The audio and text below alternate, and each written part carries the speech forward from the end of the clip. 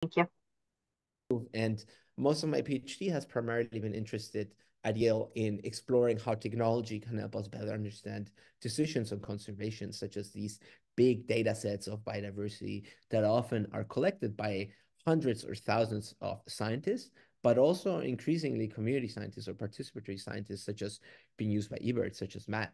There's hundreds of thousands of them collecting data, and they're I would imagine that most of you in the audience are by far better birders than me. So often of very, very high quality that actually allow us to monitor long-term declines or population trends of birds. And this is really important because we're currently in the six max extinctions of biodiversity, as many of us know, because of increasingly human activities, landscape modification, but also climate change. And this is particularly true as well for birds, as well as other taxa. And some of you might have heard this news that there was a study saying that in the last 50 years, we lost 30% of our birds, and we're not quite clear why. And we can even leverage hundreds of thousands of observations from birders, um, both professional scientists, but also people that love to birdwatch and have been scholars and true naturalists at the sites of which they're monitoring. And we can start to disentangle trends in which type of species are actually doing worse.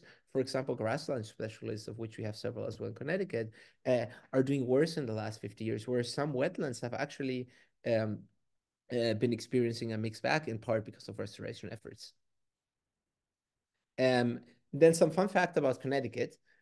We actually have a lot of bird species in Connecticut, which is incredible, especially if we compare to amphibians or reptiles, which might not really like these really cold temperatures. And I'm sure, as you all know, there's an amazing number of bird species, which is if the United States has approximately 1,000 birds, this is such a large amount. And full disclosure, I am also a herpetologist more than a bird specialist. So I feel like I could also learn as much from you on any talk about bird biodiversity in Connecticut and be in the audience as I have been in the past. Um, but we know that there's a variety of flyways, which means that some of our migrant species that we see here, especially hopefully coming up in March really strong, might have been making up um, journeys from very, very far away, for example, from South America. Some even make it to my native Uruguay, as you can see. And bring it back a little bit more local. What about East Rock Park? Can anyone feel free to like tap in the Zoom how many bird species you think we have in East Rock Park, which is in New Haven? If any one of you, I'm sure some of you have been there. Um, I'd be curious to see what the ballpark is of what the maximum number of species is, but also how many species do we normally capture a year? This really, really varies. Um, oh wow, coming hot, very specific. Okay, we got 100 plus, we got 207, 210. Okay. Um, I'm going to use something called the wisdom of crowds, which I believe someone in Charles Darwin family actually implemented, which is just average everyone's opinions. So I would guess math is not my strengths, but this looks above between like 150 and 175. So I just checked eBird this morning, just to make sure. There's 210 species and over 5,762 checklists, which is amazing. Um, so almost half of all birds are in a urban park, near actually 4 blocks from where I'm talking, but in a highly urbanized area, which is incredible. Many of these being migratory birds. We obviously don't see 210 bird species of them all year, but what's also amazing is that besides our Sibley book guides and our binoculars, now we also have these web-based dashboards that could tell us, hey, there's an owl right now here. Let's go see it. So technology is also facilitating how we access information, but also this incredible development of technologies that increasingly informs conservations from local levels to government to up to the federal Biden administration's decisions um, might not be distributed equally. And this access to biodiversity information might also have been used in some areas, but maybe not in others. Thanks a lot for participating. And I see that Jane and Steve Broker got it spot on. I thought 203 today. Um, Fun fact, if you're interested, I also made a song on Spotify, sorry, on SoundCloud called East Rock Calling. that has sounds from East Rock Park and has a little bit of fun facts about this. If you Google my name and do, I believe, SoundCloud, you can see it just as a fun fact. And that's the top of East Rock for those of you who have not been there. It's a great view and a really nice run. Um, but if we scale these information, such as places that we get from eBird and East Rock Park at the global scale for every single place on Earth, um, it's really incredible that we can start seeing pictures of how much information actually we have about the things that crawl, fly, and swim. And if I were to look at this map, which comes from the Global Biodiversity Information Facility, which has billions and billions of records, I would think, wow, we have a lot of information in the United States and Europe.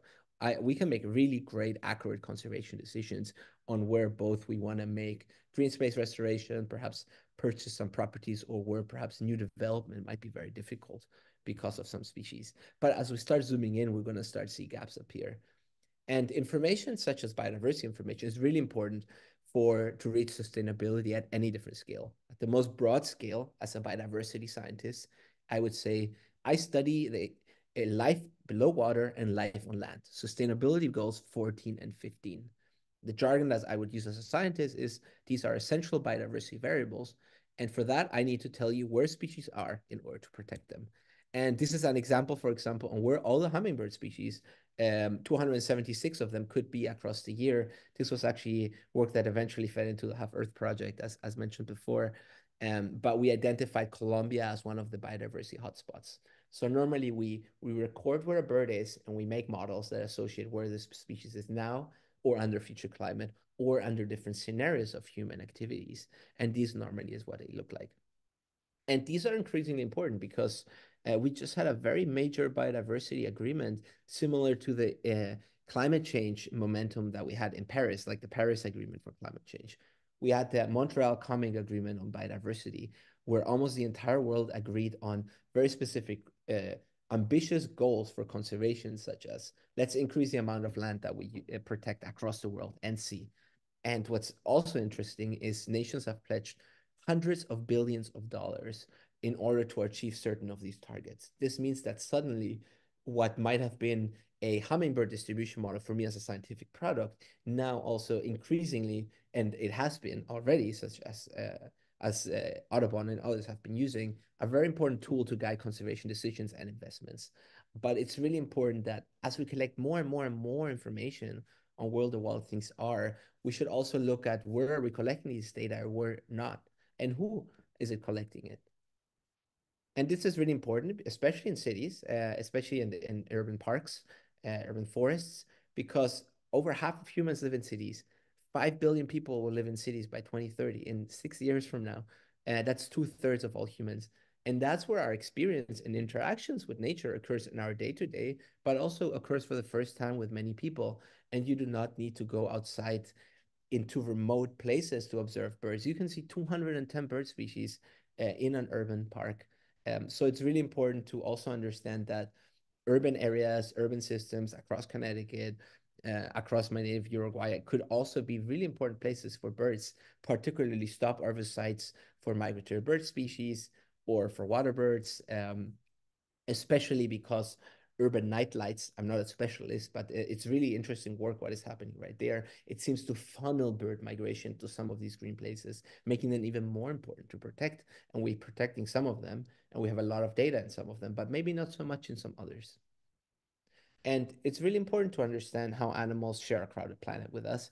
Switching it back to the mammal side, in the x-axis, we have something called the Human Footprint Index, which says from almost pure wilderness in zero to 40, 50 downtown Manhattan.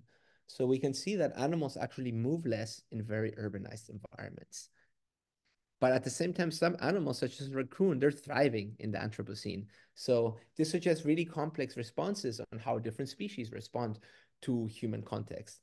And human context is not the same as human context. So a building is not a nightlight and it's not a mountain bike. What we can see here, for example, is a blue whale in Chile surrounded by fishing vessels that are moving left and right. That looks pretty stressful. I'm really glad I don't, well, sometimes I might need to do that on my bicycle, but sometimes I do not. It sounds more stressful to be a blue whale in Chile right now in this sport. But it's really important to consider the human context of what's happening here. If I were to look at it as someone who studies big data with a satellite image from space, I will get a static snapshot of what this whale is experiencing. So we need to interrogate many different parts of the human in the room as well when we study wildlife, especially in the age of big data, because we can also ask the question biodiversity intervention where. This is important because we're starting to learn, for example, a lot of our non-native species carry legacies of colonialisms that were bred from other places. For example, from Europe, a lot of our plant species here. Um, in addition, there's a lot of, for example, bird species named after Europeans in Peru, more than in Europe, actually. So we're starting to disentangle the effects that human activities, especially extractive activities such as colonialism and increasingly segregation, are leading both on where species are, how is species named, but also where we're collecting data. And as I was in a second or third year in my PhD, probably like many of you, we had some very tumultuous years together. Anything from a raging COVID pandemic up to Black Lives Matter protests and actions across the world in reaction to the brutal killing of George Floyd. And also, I had some personal health challenges. So, these combination of three things were at the same time led me to being also a little bit blown away when I was reading this scientific paper, which is by Chris Schell, who's an urban ecologist at UC Berkeley, on a journal called Science, which is, some of you might know, that one of the most prestigious scientific journals there is, on a very, very extensive article on the ecological and evolutionary consequences of systemic racisms in urban environments. And this was a very powerful piece with co-authors where there's a very elegant link and walkthrough of the on this article tailored more towards people in the natural science, even for us to understand how with systemic biases at the society level, for example, structural racism and classism, such as residential segregation, um, leads to different zoning policies and how we shape and build our urban cities, which we know leads to different urban heat islands, for example, or even different amount of green space distributions and tree covers. I know that New Haven is doing some great work in urban forestry, and I'm not well versed on, but generally, this green space distribution that is uneven also leads to uneven distribution of environmental pollutants, disease dynamics, and even our day-to-day life with animals. For example, if green spaces are unevenly distributed, that really affects deer behavior, bird behavior, all our city residents.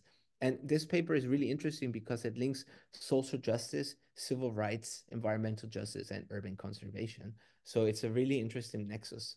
And this paper was actually the inspiration of the publication that I'm happy to talk about partly, which relies and explores some of these digital signatures on segregation. But for that, I'm going to make a little disclaimer that I am a non-native immigrant from another country, and I am talking about systemic racism in your country on a condition that I did not experience. And this was not the first nor the last systemic segregation that happened. So redlining is just one of many practices that happened across the United States that disproportionately marginalized communities and people of color. And what it is, it's after the Great Depression, the federal government started to make an incentives to facilitate the accumulation of wealth in people who were at perilous economic circumstances. And this was done by giving loans with extremely low interest rates to purchase homes. And actually, almost 3 million loans of these were issued by the Federal Housing Administration. The big problem was that this was a top-down segregatory practice that led to the unequal distribution of wealth across generations. Because how did it work?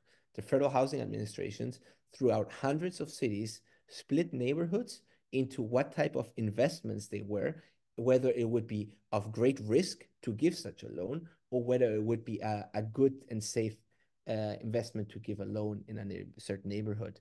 Of these loans, 1.8% were to African Americans, even though they were approximately 10% of this population.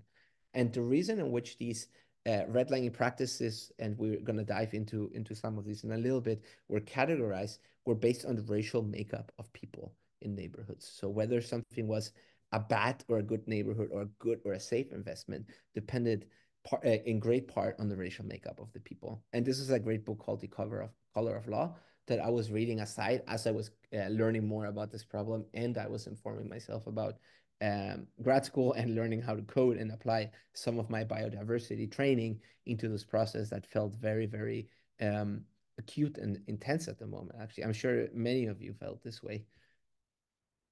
And redlining is called abbreviated as redlining because neighborhoods that were deemed at great risk to invest were red, and green were places that were considered relatively safe, and investments based on the racial makeup of people.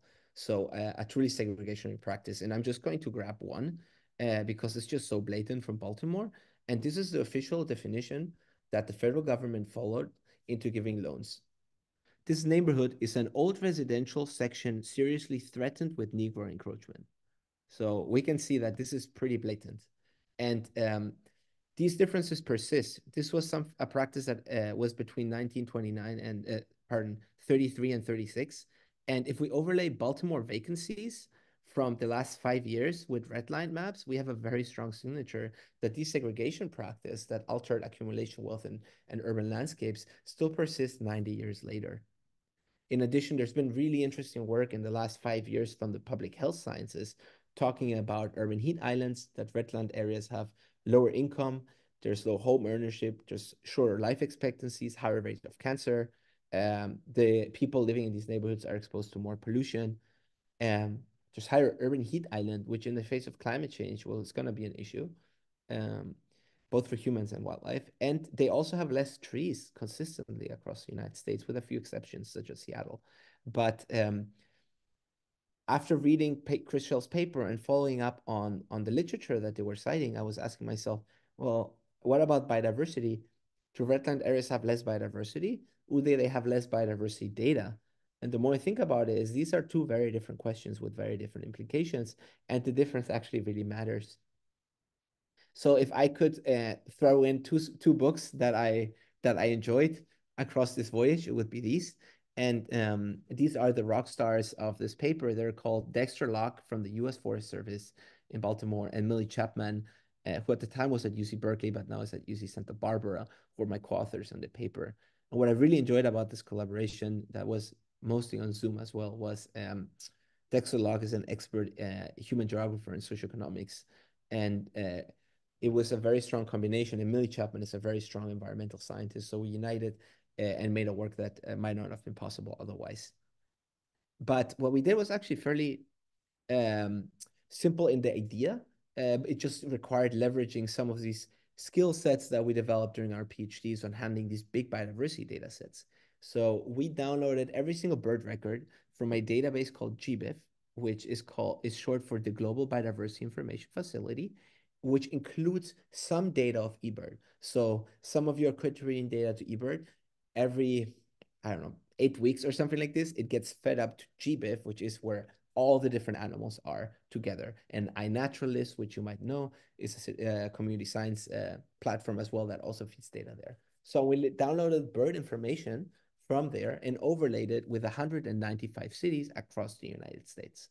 And here we can see, for example, New Haven, Detroit, and LA. And we can see the red line neighborhoods, the green lines, yellow, which is somewhere between red line and not, and blue, which is somewhere between the deemed safe. So some people classify red and yellow and blue and green together sometimes. And after downloading dozens of millions of bird records collected by hundreds of thousands of people across these areas, these cities, and nowadays 35 million people live in them, so it's a quite substantial portion of the United States. What we found that after exploring how race-based zoning relates to the collection of biodiversity data, that there's per square mile over 2 times as much data on birds on non-redland areas and redland areas. So A is little more than 2 times D red. And this even happens after we account for the fact that there's differences in green spaces, even after we account that East Rock Park is around East Rock neighborhood and that maybe Dixwell Dwight might have less green space. Even after accounting for that, we see all these differences. So here we might think, okay, there's a lot more data, but does that mean that there's different species, or is there just the same pool of species, but we're observing less? I can't give you the answer fully yet. I still really want to know that myself. But what I can tell you is that I built something called survey completeness, which is almost like how accurate am I that I have the information at hand in this area. And there are significant differences with a higher completeness on an area on average across these 195 cities for A-graded neighborhoods than redlined areas. And in addition, we can further ask, well, if I'm going to a place 10 times and every time I go there, I see a new bird species, that means that there's probably a lot of birds there, but there might not be enough data. In this analysis, we call them biodiversity cold spots. And the problem for this metric is we needed at least 5 data points to work, but some redland areas actually have no data, so we couldn't include them in the analysis. So whatever you're going to see in red now would actually be significantly bumped up if I didn't have this limitation in my study. But what you can see here is that C and D, so redline and non-redline areas, have the highest cold spots even after accounting for this. And this is interesting because it allows us to disentangle which redline neighborhoods are in need of more biodiversity information. And here I want to make a disclaimer that I'm not saying that we should all go birdwatch right there, but rather that we could promote, you will hear more at the end and through the music, but we could promote K-12 STEM educational activities and engage with local partners such as high schools, churches, community colleges, or other activities. And there's various ways on doing so. And I'm just always amazed about all the different ways that we can do it. And this is just an example on how this looks like in New Haven, because so far I've been talking about 195 cities that all have experienced very different histories of segregation. And as I said, there might have been covenants that were racist practices after redlining, for example, in many of them. And this was a great highlight, for example, how historians archiving and digitizing this information facilitate even the work of natural scientists for sustainability purposes. So if we want to talk about conservation, it's really great to have people on the table that know the human sides of things. I'm still learning about this, for example. But this is New Haven, and these are the red line maps of New Haven. And A6 is Science Hill at Yale University. 165 Prospect Street is my office. Some of you might have been there. It's next to ice skating ring. There's some very tasty food trucks there. The Mexican food truck with arepas is amazing. But A6 is where my office is. Around that polygon, that area, we have approximately 2,763 bird records per square mile, which is great. And we have 109 bird species, which is really, really impressive. And there's probably very many nocturnal migrants that might be using this airspace and a few overwintering birds. If we take 3 traffic lights, so 500 meters, 1,500 feet from my office, into Dixwell and go to the D4 polygon, for example, we'll see that we only have 33 bird records, at least in GBIF, and that there's 17 bird species. And there's probably a lot of these birds in that polygon that are part of that 109 bird species pool that are sometimes using this airspace. But if I were to make a conservation decision, I wouldn't be able to incorporate them right now. It would be more difficult. And there are some green spaces there, for example. And New Haven is actually one of the most uneven cities in terms of bird biodiversity information across the entire United States. Um, but this plot, which is kind of ugly, I agree, but it shows that even after accounting for the fact that redlined areas have less green spaces, that's NDVI and PAT-US. It's a database and a satellite that tells you about greenness. Even after accounting for greenness, even after accounting for climate, even after accounting for water access, and even the population density of people, we still see really, really big differences how much we collect information by orders of magnitude between A and D. And when I saw this prediction, actually, it was one of those moments where I was like both really sad that this was happening across so many cities, but also like, wow, these are exactly the prediction that Chris Shull did in his paper, and I get to show them with real world data, which might have hopefully real world implications in conservation. What's also interesting is that this method that we've developed allow us to track how this changes over time. And here you will see a graph of the last 20 years, which I choose because then digital collection of biodiversity and the participation of participatory scientists increased drastically. So eBird, iNaturalist. And what we can see here is that, for example, in 2020, starting 2020, green and blue are more steep than red and yellow. That shows that we're collecting more and more data more quickly as we're starting to get AI, more smartphone access, digital information. So in the age of digital data, our inequality and where we're collecting is actually getting 40% worse over the last 20 years. And we can take this one step further. We can also look at compare eBird with a naturalist or museums. And for example, one of the reviewers of the paper was speculating that most of this biased biodiversity data was driven by participatory researchers, but this shows that museums are actually like probably the most biased, which is also something that I should look into myself in my own work going forward when I saw this. And that's why I'm also trying to learn and continue this work, hopefully with many of you. And what about insects and plants and mammals? Well, that's the beauty of scientific coding and scientific inquiry. Now we're tweaking our methodology, and hopefully soon you'll be able to hear about our non-flying friends. Well, insects fly, but you get what I mean.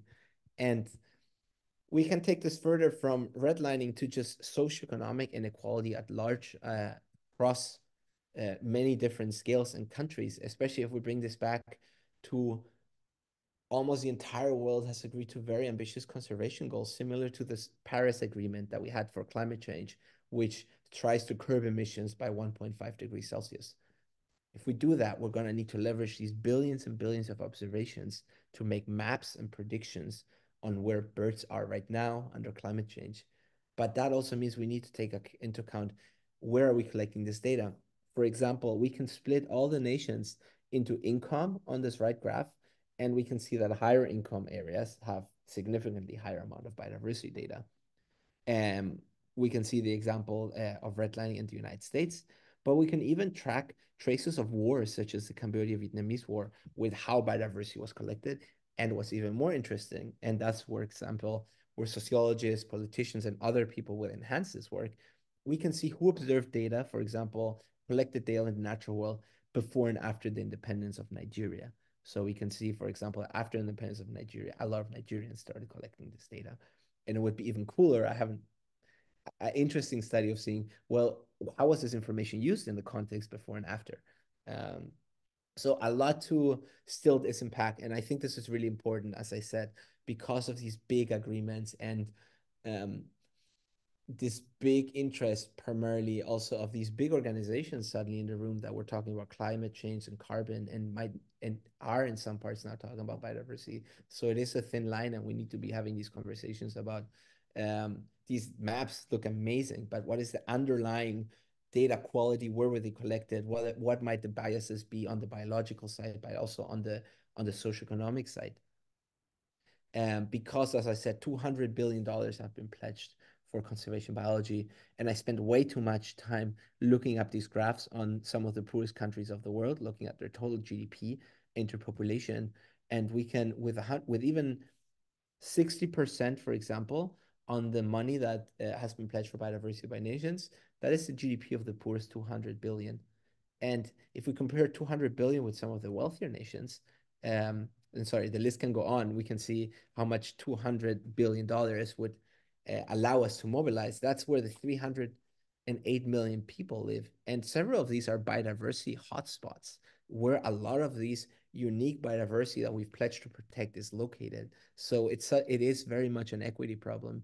Besides protecting biodiversity, we need to think about people's livelihood, what their access to biodiversity is, equitable access to recreation, quality of life, gender equity, who's collecting such information is also really important because of all the side benefits that bird watching has. For example, in this conversation has gotten us. I know I see the world differently because I'm always looking at, oh, who's singing in my garden? Has someone arrived yet? It's quite a privilege. But also 200 billion is also the economy of Greece. So I am trying to say that if biodiversity is a true emergency, as it is, and is an existential threat, um, we we could mobilize a significant amount of funds, but we do need to keep equity into account and the livelihood of people. But this is what I tell a lot of my students always at the end of lectures this semester is there's a lot of hope, especially I'm very hopeful for the next generations. We're all braver than we believe. We're stronger than we think and smarter than we think. So my little solution, at least in New Haven, or not a solution, a grain of sand towards this issue for a more equitable collection of bird biodiversity data is to put a little keyboard in here. And the elevator pitch that I like to give is birds sing the most beautiful songs ever, and through their songs, which we can also identify through Merlin, which is amazing, um, we can listen to the natural world in new ways. But we can also make music and songs, and people have been making songs out of whale songs and birds are for many, many centuries, probably. Um, but we can also teach kids about birds and AI and a good use AI for the natural world, and then make hip hop and beats and biodiversity beats and bachata about it, which teaches both kids how to use STEM resources and AI. It teaches about our local biodiversity. We get outside, we breathe fresh air, we get off our smartphone for a bit or use it for science, and it enabled us to make place-based music, which at the end of the day, kids are extremely proud of too when they are jamming around. And it's almost a sort of anthropological heritage of the site. And maybe in 100 years, it might even be useful information because people are like, huh, the cardinal is not in New Haven anymore. This song had a cardinal, but also, I don't know, a mourning dove. And so it might even be useful later for some sociological research, but also for climate change research. Um, and this is where, looking back, I asked my mom for this picture, and that's why I'm putting it again. But this later part of the project is a combination of complete musical exploration with data science, linking it to environmental justice based on this work and education. And this has all been part of a path of learning and process that is still pretty much open-ended. Hopefully, maybe if I'm ever able to give a talk here again, there will be a lot of different updates that I will probably not have predicted. But here we're trying to combine technology such as those we can use in our smartphones, but also that I've learned on my TV, on my PhD, to make artistic representation in terms of art and music of animals. For example, this is an art piece, but that's just raw data plotted somewhere of trajectories of hundreds of pigeons back and forth somewhere. These are also pigeons that were thrown out in the middle of the University of Oxford and that had small GPS backpacks and were flying around in circles. And each different color is an individual animal. But it also looks like a crazy painter like made a splash on a canvas. So now it also can be called art. Um, we can see some stickleback fish making interesting formations, or we can see 8 termites in a petri dish that hopefully we'll be able to hear in a little bit. And this is in collaboration with Matthew Sutter at the Yale CCAM at the Yale School of Drama, who's a composer. So it's been really interesting and fun to work together on exploring the hidden lives of animals. And I'm going to give a brief 3 little examples of what you'll hear now. And please put in the chat if you can't hear it, but I think it should work. We're grabbing a spectrogram, which is basically the raw information on birds. And with this, we make music. But we can also do something much wonkier and use the powers of AI, such as computer vision, to map how animals move and get a literal bird's eye view of the animal and turn that into music, as you will hear now. These are pigeons turned into Gregorian chants. Who's moving on the pigeon? And this is the data of the pigeons that were thrown at the University of Oxford that you're now listening to. We can also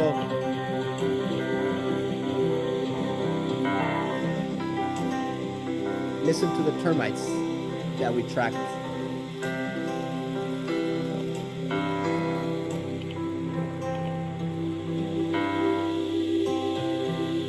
Or we can even listen. These are the termites. They had a guitar and a piano and a keyboard. We can even listen to what a rice paddy sounds like.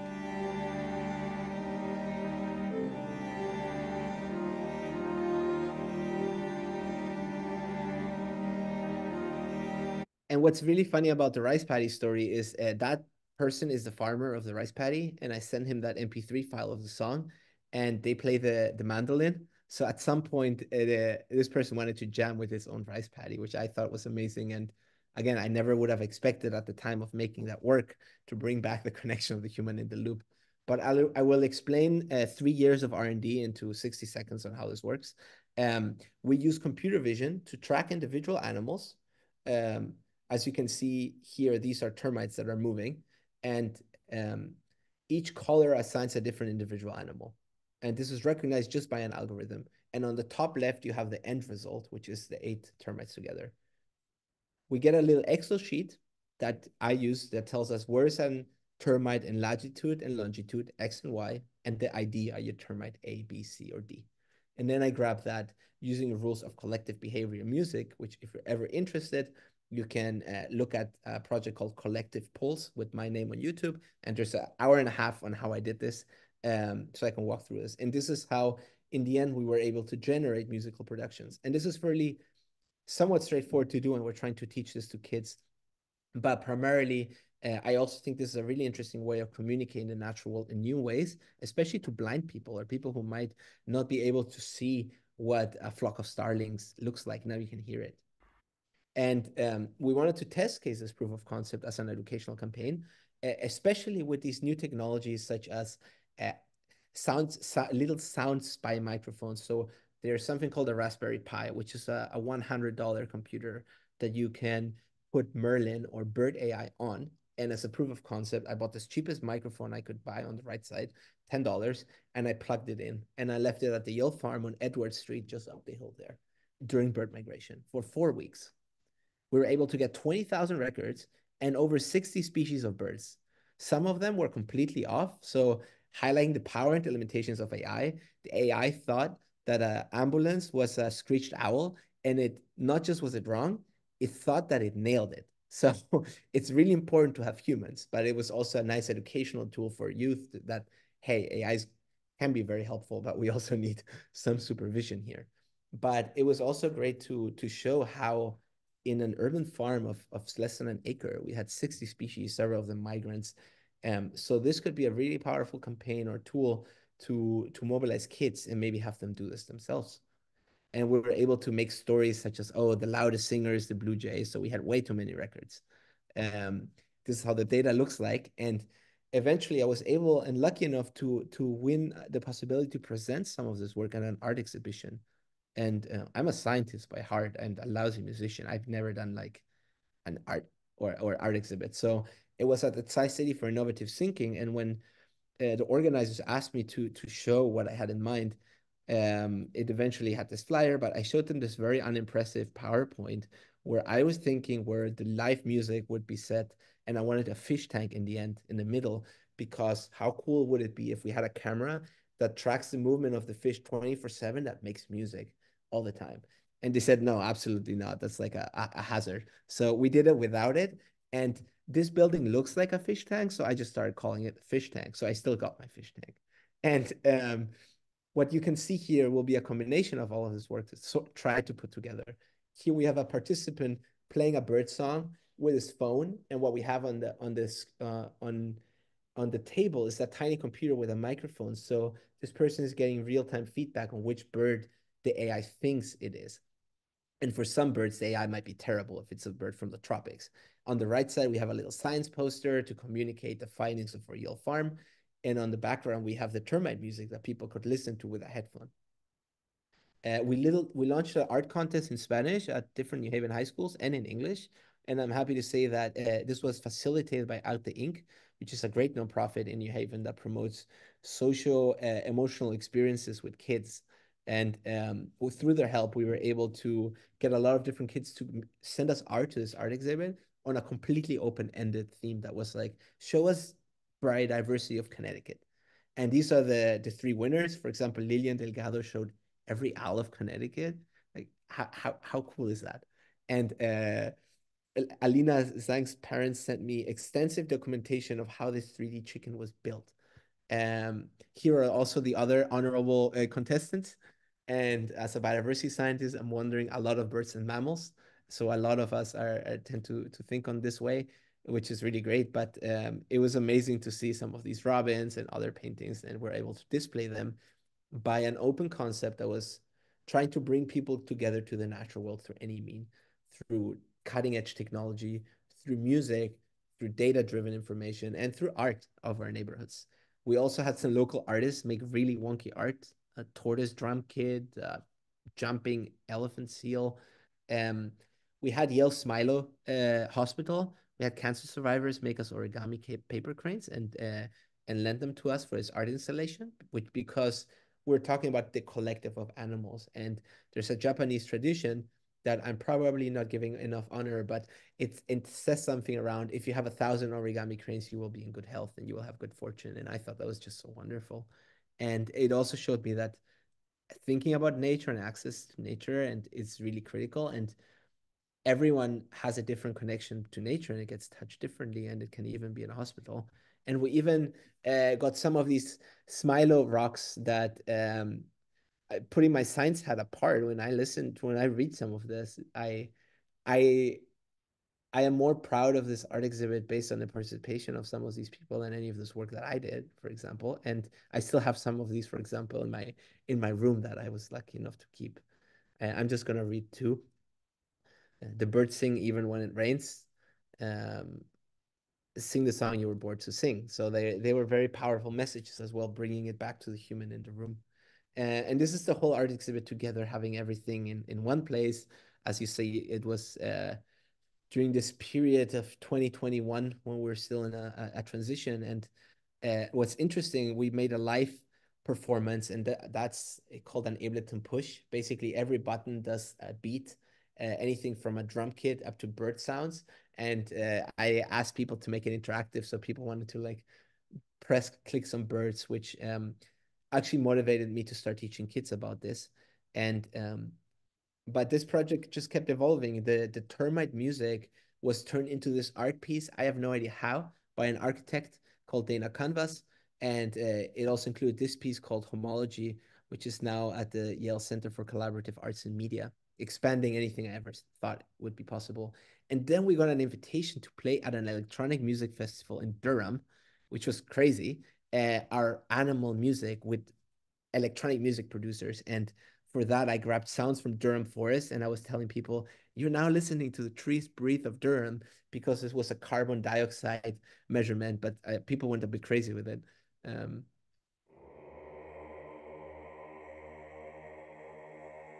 so I was telling them, these are the trees of your neighborhood. And we played very early, and then it became a legitimate rave later in the night.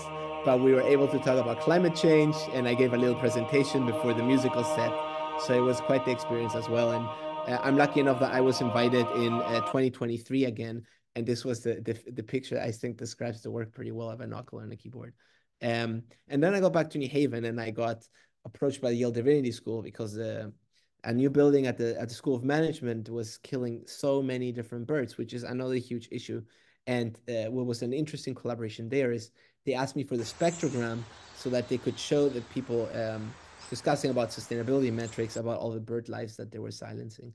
And this conversation eventually turned out into a official forum on religion and ecology that I'm gonna be hosting a workshop next month, I think, for a second year in a row on how can we engage with religious communities of different groups of faith, which often have access to these local community members that many of us might not engage with regularly. I know I do not.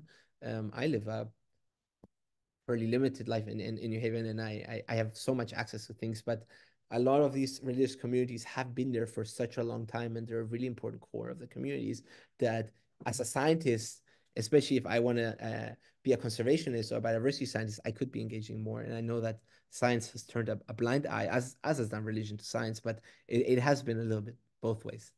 Um, but I hope that with this, I can show you that some of this work can go from very local, such as the Yale Farm. You're going to hear a song actually as I talk now that's on Spotify, if you look at my name, made by only sounds from this urban farm and my piano. And this is just a little video of pictures that we did at the farm. We took a little game camera and we started documenting mammals and birds. But we can make very small local efforts with fairly relatively low budgets, collect a lot of biodiversity information, think carefully about who we want to engage with and who partner with and where. Um, for my own path, Yale Pathway to Science has been critical. They provide educational experiences to New Haven youth, and they've been able to send amazing group of kids where we can talk about bird biodiversity, birds, and make music out of them. But also, we've been presenting this work at scientific conferences. I was on a panel on insect music, which I would have never thought would exist, at the Ecological Entomological Society of America. I was lucky enough to give a keynote on this in Portland a few times. And now we're trying to teach this to a wider range of people through an initiative called TUBA, which is led by the University of St. Thomas, which is trying to transform the undergraduate curriculum of biodiversity and agriculture. So we're trying to make a curriculum where we teach about these bird spy microphones. Every university across this team, which is a mix of primarily undergrads and HBCUs, is going to an urban farm in two different levels of socioeconomic gradients and documenting bird biodiversity. And then at the end, we can also showcase how much our local efforts facilitated and increased how much information we have on the natural world that can improve our local conservation, but also these big global hungry models. Um, and then this is funny. My grandfather was into birds, and he grew canaries as a retiree, actually canary birds. And this is him reading about an article that was featured him about. He was an inspiration for me to study birds and biodiversity. So that's just on a personal note that we're trying to expand this also to Uruguay and to other places. And this is just a talk that now we give at Pathway to Science at this ginormous building to kids about K-12 STEM education that now features birds and music. And this is just, for example, how some of this teaching looks like in the classroom. We now also make plant music, but we show them that technology and AI are actually like on our fingertips and that it can do great things. It can be really dumb, like the Screech Owl example, but also that we can transform that into art and music. So it's not just STEM, it can be STEM and art and humanities. And these are some of the partner institutions interested in scaling this up. And it's really fun, actually. And I believe truly that we can look about biodiversity and collect and study the natural world and make both a scientific understanding, but a humanistic lens toward more art and nature in our schools, in our urban farms, in a hospital, and nature's everywhere to those who listen. And this is a team, a very interdisciplinary team from scientists to startup folks to engineers to activists to hospital workers that has made a lot of this possible. And I want to thank all of you for listening, and I'm happy to take any questions.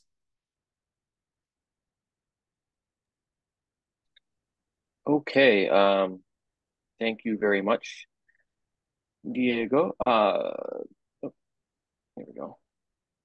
I thought I started my video. There we go. Okay. We'll get into questions. Tom Anderson, our communications director at Connecticut Audubon, will read some of the questions from chat from us, and hopefully we get some. Tom? Thanks, Matt.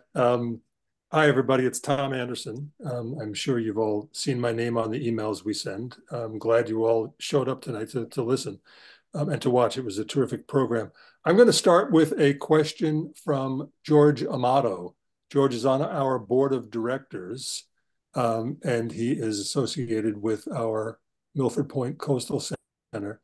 And George is also a Director Emeritus in Conservation Genomics at the Institute for Comparative Genomics at the American Museum of Natural History.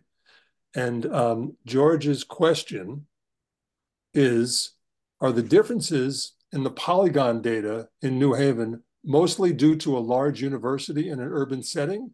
Would that be similar near Columbia University in Morningside Heights, for example? Yeah, that's I'm glad you didn't ask a genomic questions. But that's a really good that it's tricky. I think it would be really cool to test. Um I thought about it for a little bit to include in my model different distance from nearest university or distance from museum center. You could test that. I wouldn't be surprised if that's the case. It would be, I think, also very interesting to see, like I said, how this trend changed over time and how it will change over time now that increasingly we're placing equity and equal access to information and these democratic values to some of these decisions.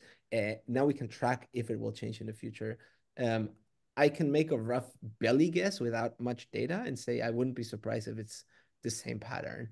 And you could do that. You could download basically this data from GBIF and look at who uploaded it, if it's like different museums. I don't want to call out names, but or institutions, and actually see how it's changed over time and whether there's like an exponential decrease on how much data you're getting as a distance um, of the center of your museum, or whether there's other variables that affect that, such as the income across the distance.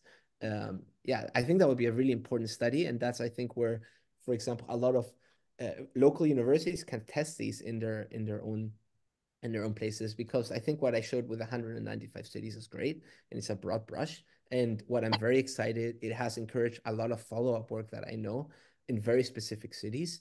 Um, but yeah, that's something that would be fascinating to test, especially in a sociologist working with a historian, with a biologist that could add this human context of what happened in these neighborhoods during those years. Maybe we saw a spike. I hope this answers that a little bit. And Yeah, that's terrific. So let me move on to another question. This one is from Dawn Rose McAllister, who's a Connecticut Audubon member. And she says here, as underserved and clearly redlined communities in New York City are taking matters into their own hands and creating organic gardens, butterfly and bee gardens, and such green spaces, is there an opportunity to engage them with data collecting in those areas? As I read, they are not only creating spaces to improve their own lives, but to help the earth as a whole. yes, so big hobby urban gardener here, and which peaked during COVID, I will say. Probably these community gardens is where I've been able to interact with local community members from the New Haven community, some of the most, because I don't know, as a PhD, I've been in this dynamic of moving around, but I in my certain in certain locations. But I think green spaces and urban gardens in particular are these places that have this plethora of benefits, both for the mental health of people, learning about food access, food justice, food rights, but also biodiversity. And that's, for example, why with this TUBA network that I mentioned, TUBA means transforming urban agriculture and biodiversity, because we think that these are really great educational places. And yeah, I can just comment these local work. I actually think those are often the local heroes of conservation for me. People who work every day at these very local scales on their local site that they know and care about, and don't always have the opportunity to speak on a mic like I do, or have very great healthcare and promotions and all of this. But I think engaging those people is critical. I would dare to say that they're already engaged and they're extremely passionate. I think the very big challenge, or like for me, the long-term grain of sand that I would like to do is create ways, such as in my jargon, I call like indicators, that help funnel funding from federal, state, and executive policy into these areas, so that we can pay these people for this as well, or so that we can pay educational campaigns there. What I'm saying there, for example, my 10,000-foot view is there's an executive order of the Biden administration called Justice 40, where 40% of infrastructure development is supposed to, for climate change mitigation, is supposed to end up serving underserved minorities. And that's a very big chunk of money. $22 billion have been spent last year alone. But how cool would it be if we think about climate change and climate mitigation, they talk about tree quality, which are biodiversity. We can make an indicator that shows here we actually need to improve understanding of biodiversity of the natural world. Maybe Justice 40 could funnel some of those funds. So that is like my long-term vision, to create these digital pipelines with tools that account human socioeconomics, but also biodiversity into account, so that ultimately we could financially compensate those efforts, or local NGOs could work in those places and also have these fundings available for environmental justice for them, for biodiversity. Wow, super. Dawn, by the way, immediately Stay followed up. tuned. Dawn immediately followed up her question by saying, wow, thank you. This was awesome. Cool. Um, Cool. a question from Michelle Milham. She also says, wow, phenomenal presentation. It's inspiring to see the outreach. Any suggestions for how individual birders could do more to help in this effort? And Matt, by the way, when Diego finishes, if you have some ideas, because you're out birding so often, feel free to jump in. Yeah. Do you want to go first, Matt? I'm happy. I feel like we will both have something to say. Yeah, I mean, I think just simply being a visible birder plays a huge part in that outreach. I mean, the people who stop me when I'm out walking or I'm out with a group and ask, "What am I looking at?" And you show them something through a scope. For example, an owl in a city park. I have a lot of young families come through that just happen to run into me with that, and that's just a huge thing that the kids' eyes light up. They're shocked that there's an owl in their city park. They can't believe it, you kind of hope that that fosters the seeds in their mind to start being a bit more engaged in saying that, oh, now I know there's an owl or a cool bird in my neighborhood. Then maybe it starts to grow and they pay a bit more of attention. I've seen it a lot, not only in Connecticut, but I've seen it in Costa Rica a lot with young kids that I've worked with down there, and anywhere in the U.S. Anywhere in a park with binoculars, you're bound to get looks, you're bound to get questions. So making yourself visible, in my opinion, is one of the best ways you can help in the effort. Yeah, I think how individual birders can help. I think it really depends on the. It's a very hard and very big and very broad question, um, because it really depends on who's birding and where you're birding, and but also I would think so. What I'm still trying to figure this out myself as someone who likes to bird and as someone who wants to be in the space working. I what I started to think is I think that like finding one or two really great high school teachers or middle school teachers or people that are interfacing on their day to day with their community who will stay there for some time. Like I'm doing my PhD, I don't know where I will be going next. I don't necessarily think that I should be a person of much like active decision making or power in any of these, maybe as a helper with some of these tools, yeah, or organizer, but not on the front community organizing. I think that engaging with high schools of different sectors or maybe at different levels is really helpful. Um, I've learned a lot from being in community gardens with people from very different backgrounds with very different needs, and then just weeding, you learn a lot. So I know I wasn't there as a bird watcher, but maybe try to coordinate bird walks with a local teacher. That could be one way. These local grassroots organizations, Out the Ink, for example, is great. Trying to make these combinations of social emotional experiences of children, but also of nature, because they're both hand in hand. At least for me, like when I close my eyes, what makes me wonder and get really passionate about the work I do, it's not about any paper, right? It's about emotions that I feel about beauty of birds, like all of you when we listen to them. Yeah, That's and I terrific. think yeah, But I got into birding because of a high school teacher. So that's a perfect example Oh, right cool. there of the importance of high school teachers. Of my AP Bio high school teacher that got me into birds. Mhm. So that's and it was just it wasn't a city, it was in Manchester. I mean, it's a city enough, but we went birding at one of the city parks. That was right next to the school, and that was kind of the initial trigger for me. So yeah, exactly. High schools are a perfect way to key in, especially as those kids, high schoolers. I mean, you can get started with younger kids, and it will grow through them. But high schoolers, if they latch onto it and then they go off to college, it kind of spreads as a web from them because they might not go to college in the same state. They might bring their experiences elsewhere, and it kind of begins a cascading effect that can help the overarching community, not along with the local community.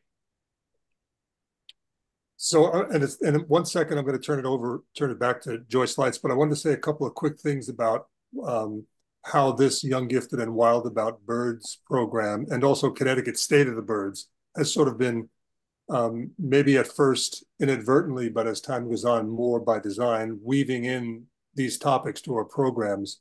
Back in the first season, we had Deja Perkins, and the second or third season, we had Corina Newsom. Both of them were founders of Black Birders Week, which started up in May and June of 2020.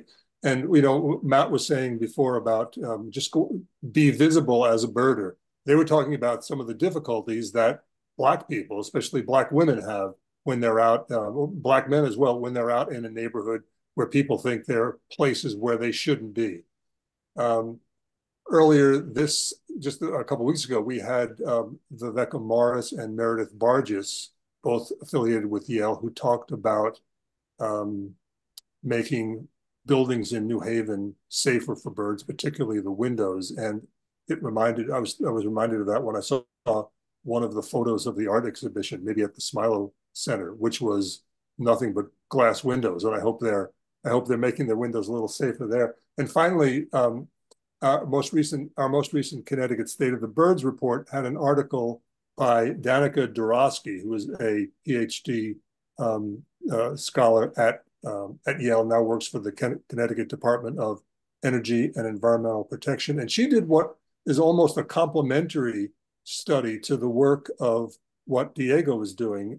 We called her article Unveiling the Complexities and Importance of Connecticut's Urban Forests. And she wrote about an in-depth study she did of 15 parks and 2 land trust properties and 7 forested vacant lots in New Haven, and how the distribution of those places also tends to skew towards more well-off neighborhoods, very much the kind of thing that Diego was talking about. So that's about all the questions in the chat. So Joyce, please hop back in here and take us further.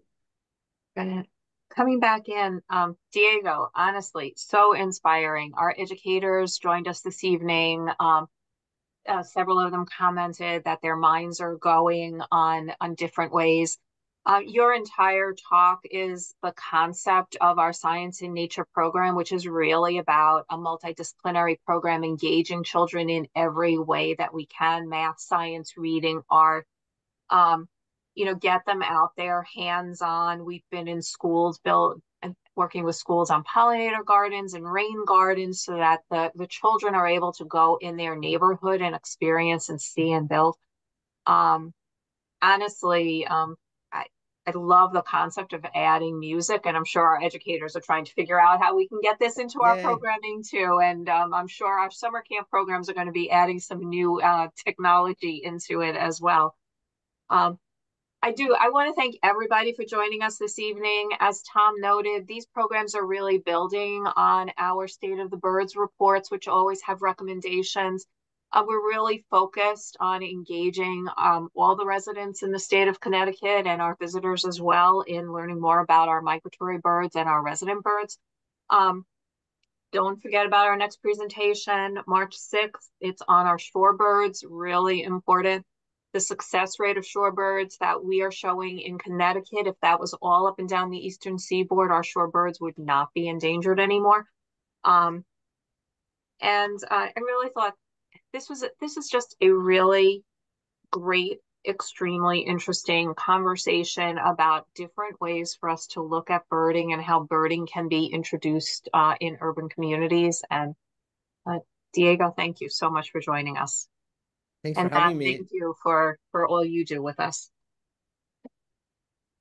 Thanks for the invite. Thanks, Matt, for the moderation. Thanks, everyone, for being there and for the questions. Feel free to reach out to about any questions.